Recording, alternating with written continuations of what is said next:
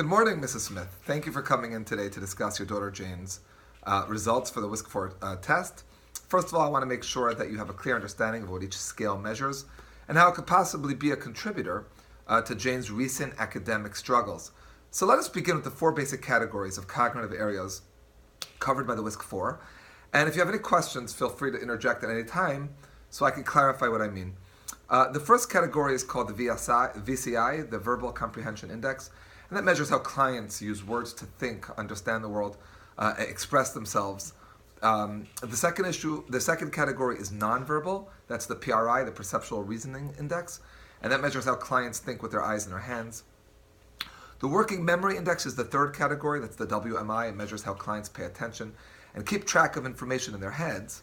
And finally, the Processing Speed Index, the PSI, which measures how quickly clients can perform mental tasks.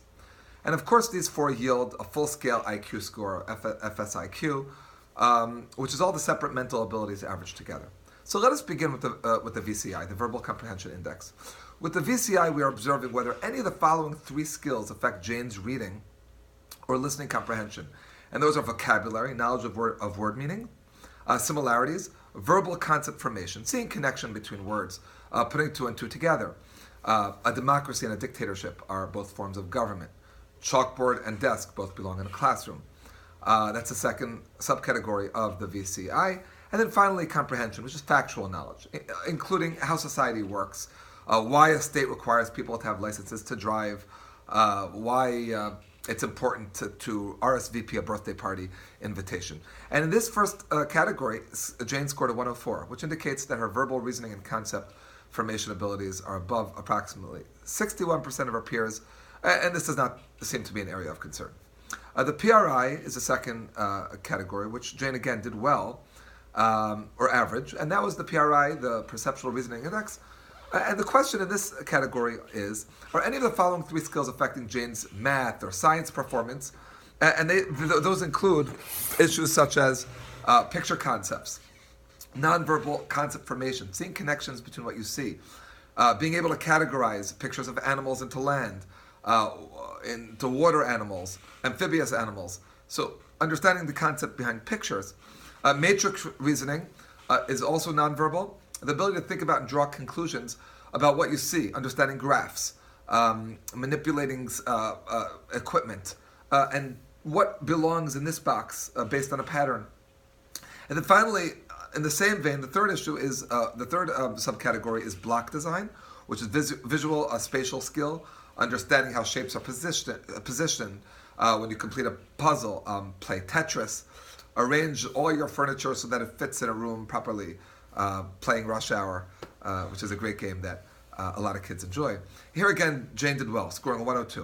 102, which indicates that her skills in nonverbal concept formation and visual motor coordination are above approximately 55% of her peers, which again leaves us with limited concern. So the third and the fourth category is where we're going to focus the most in terms of our recommendations, and that's the WMI, the Working Memory Index. And the question is, to what extent is Jane's academic performance being hurt by poor attention and working memory? And that's measured by digit span attention, the ability to notice information, and letter number sequencing, which is Jane's ability to keep track of multiple pieces of information in her head at once, kind of like the waiter who takes the table order without writing anything down, and that's memory, and that's an important skill in learning. Here, Jane scored an 86. Now, that's only above 18% of her peers, and indicates that Jane's abilities to exert mental control, concentrate, sustain attention, are a weakness relative to her verbal comprehension and perceptual reasoning abilities. This weakness in mental control may make the processing of information very time-consuming and quickly drain her mental energies, resulting in difficulty learning new information and making mistakes in learning tasks. So it can have a very profound impact on her learning of new information. So that's the first clue we have into Jane's academic struggles. The fourth category, we'll see similarly, shows struggles, and that's a Process Speed Index, PSI. And the question over here is simply, does Jane have enough time to follow lectures and complete tests? Is poor automaticity hurting her performance?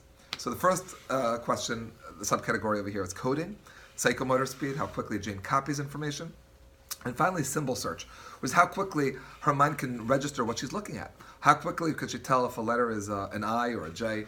And here too, Jane's processing, her speed of processing abilities are 91, which is only above 27% of her peers. And again, this weakness in visual scanning and tracking may leave her less time and energy for the oftentimes challenging task of understanding, accumulating, being able to glean new information. So again, over here, this is an area of weakness, and it's an area which we need to focus on. Let's go back to Dr. Jones's observation that Jane is having academic difficulties, as well as your report that Jane's visual screening revealed that she has a need for complete visual examination.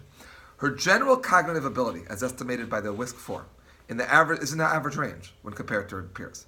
Her FSIQ, her total score, is a 97, meaning her overall thinking, reasoning abilities exceed those of approximately 42% of children her age. As we mentioned before, her verbal abilities were in the average range, and nonverbal reasoning abilities were also fine. 102 PRI, great. However, Jane is clearly struggling in the areas of working memory and processing speed. She has had vision issues. It is critical that her eyesight continue to be evaluated on a relatively consistent basis. Specifically, there are 3 basic recommendations which may benefit Jane. And the first thing is, Jane is encouraged to review, and review. Those 3 things are the subcategory. The first, perhaps a tutor, perhaps parents, even her sibling, could review this information with her and provide positive reinforcement for improvement. The second recommendation is encouragement. Encouragement is going to play a very critical role in determining Jane's ultimate success. It's critical that she receive support in completing homework, not accentuating grades, but the quality of her work, the timeliness of completing her homework. And that could play a huge role in her having and finding ultimately academic success.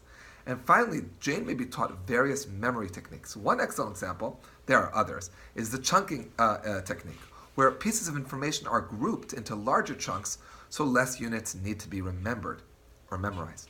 Finally, as it has been noted that there has been an event that caused stress in her family, the family has experienced loss of employment of a major wage earner. It is recommended that you keep an eye out for any new patterns suggesting it may be affecting Jane's overall mental health, which can easily spill over into the classroom.